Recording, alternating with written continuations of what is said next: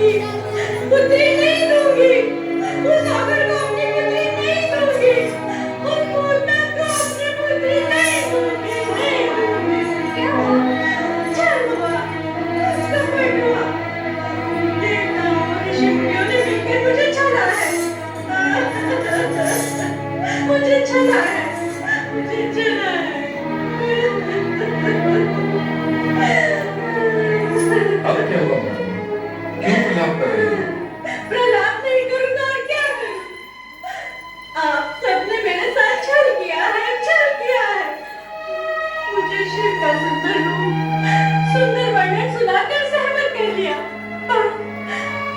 पर मैंने देखा था उसका भयानक रूप। नहीं, नहीं, मैं अपनी फूसी बच्ची उस पूतना को नहीं दूंगी। मैं अपनी बच्ची उस पूतना को नहीं दूंगी, नहीं दूंगी।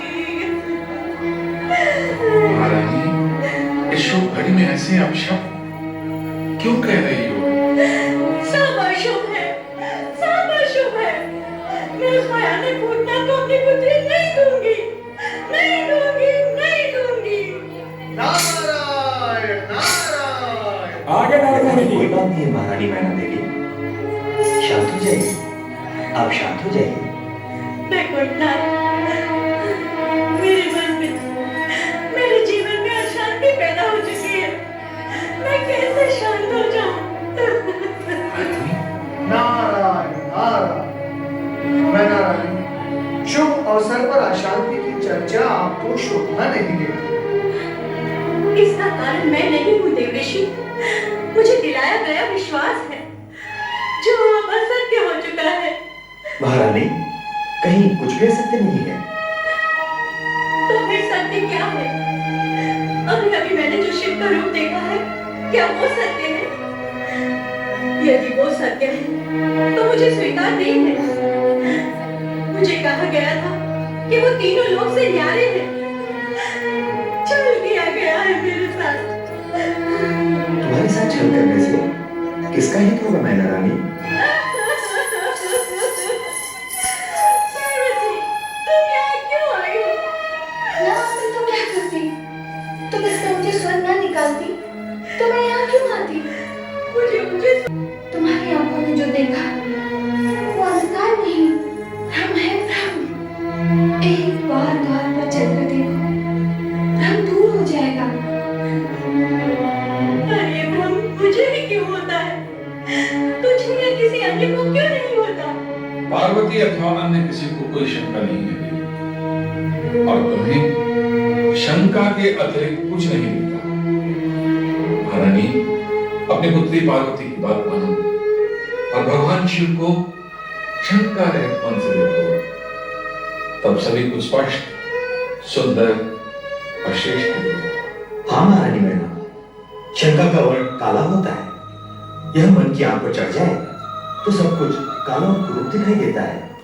आपने क्या मेरे साथ कोई नया छल करने की योजना की है? मैना रानी, क्या मैं तुम्हारे साथ छल करूंगा? वैकुंठपति, आप पूजनीय हैं, आदरणीय हैं।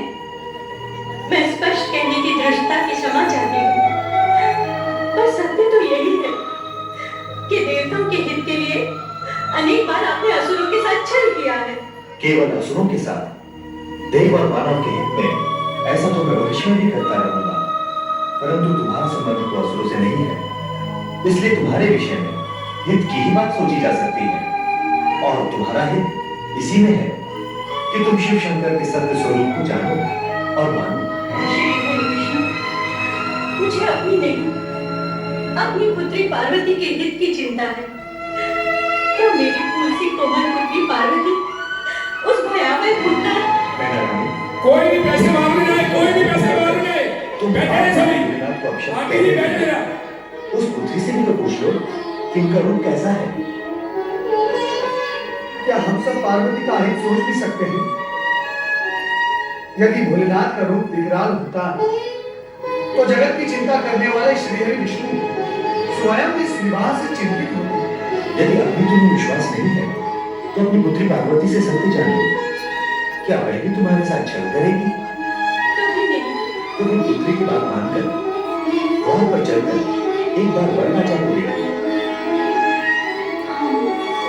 एक बार जाके देख लूं। देखा तो था। मैं जो देखा था अहंकारी मन और शंका की दृष्टि से देखा था। अब अपने पुत्री के पति, अपनी जामाता और वरराजा के मंगल रूप को देखकर तुम्हें सब कुछ सत्य और सुंदर दिखाई देगा। हाँ मैना रानी, यदि मन और दृष्टि में सुंदरता हो तो सब कुछ सुंदर दिखाई देता है। नैना रानी, जामाता की अगवानी के लिए तुम्हें शीघ्र ही द्वार पर पहुंचना चाहिए। जामाता की अगवानी में स्वागत स्वयं वधू की माता ही करती है। अब आप विलंब न करें। विजया, तुम सब जाओ और जाकर जमाता राजा के तिलक और स्वागत की तैयारियां करो।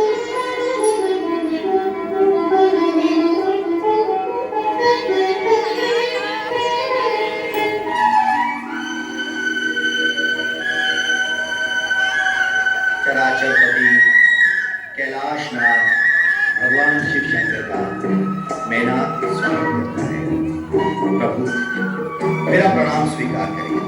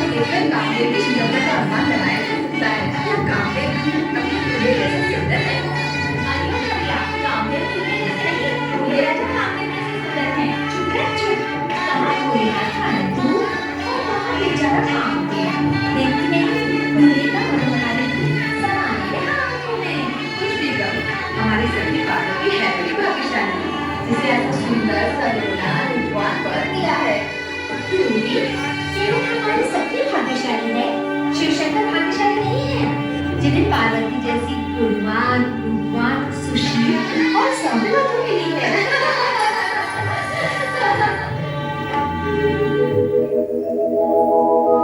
मेना दैवयुता सुधा मधुमयी सच्चातिदा मातृका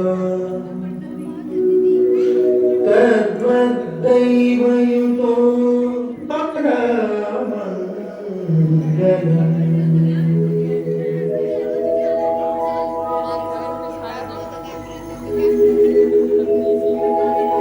आदौ भूतपति धातु हरि निर्मितो मह्यते च प्रकृतिं भूयात् सदा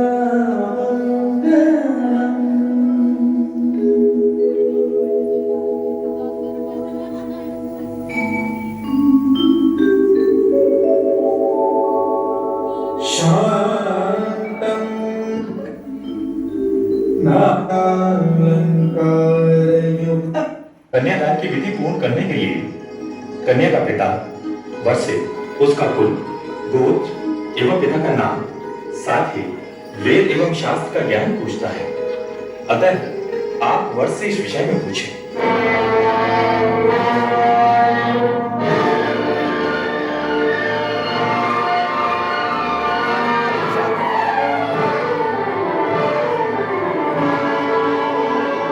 जो आज्ञा वरराजा, मैं आपसे अनुरोध करता हूं कि आप कृपा करके अपने कुल, गोत्र, पिता का नाम व ज्ञान के विषय में विस्तार पूर्वक बताएं।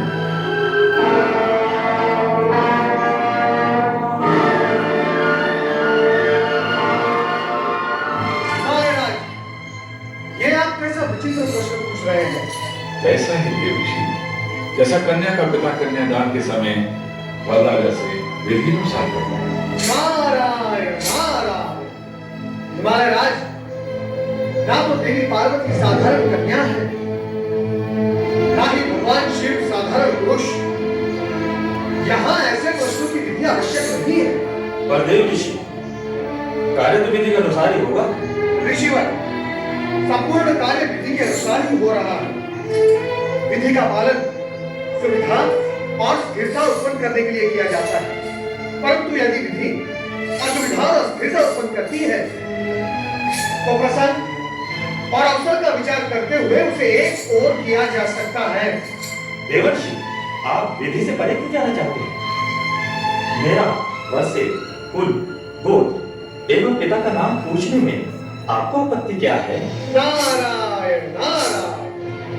ऋषिवर, आप इनके पिता का नाम पूछना चाहते हैं जो संपूर्ण जगत के पिता हैं, जिनके होने से पूर्व किसी का होना संभव नहीं हुआ और जिनके होते हुए सब कुछ शेष रह जाएगा, उनके पिता का नाम पूछना चाहते हैं आप? तो सुनो, उनके पिता का नाम परम पिता ब्रह्मा जी भी नहीं बता सकते। मुझे क्षमा करें परम पिता, परंतु क्या आप शिव जी के पिता के विषय में कुछ बता सकते हैं?